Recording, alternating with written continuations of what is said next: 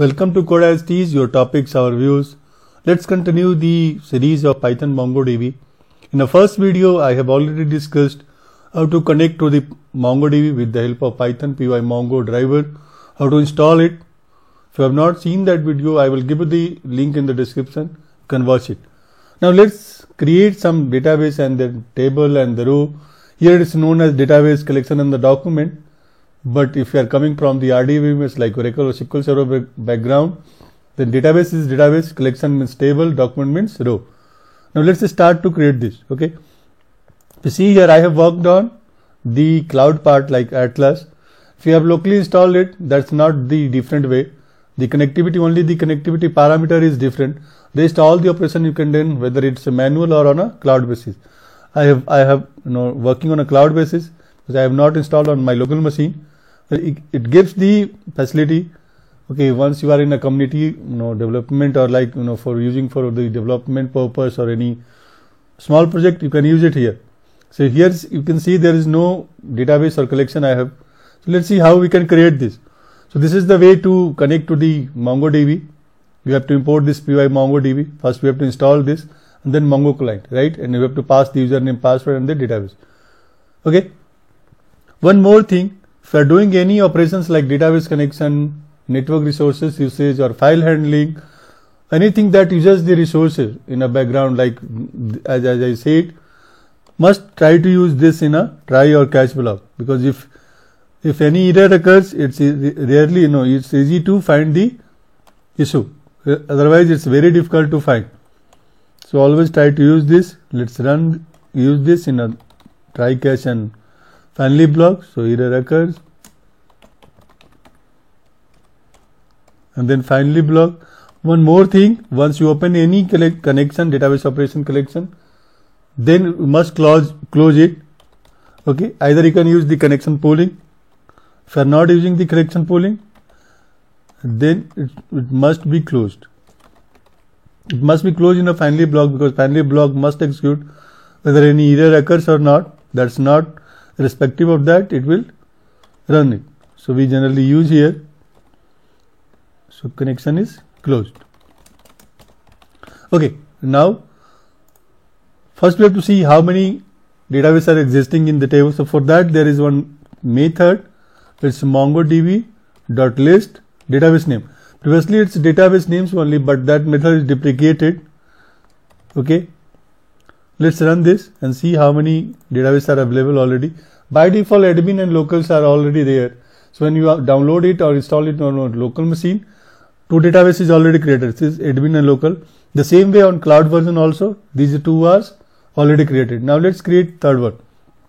How we can create this? Very simple. So let's create one method like imply database, imply db. How we can create this? MongoDB.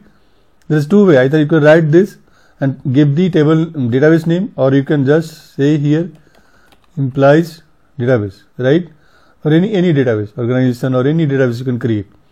Now we have created this database, but in MongoDB, unless and only one collection and one document will be attached to this database, it will not create it.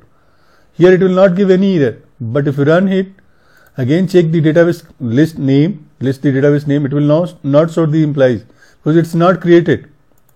See here, it's not created.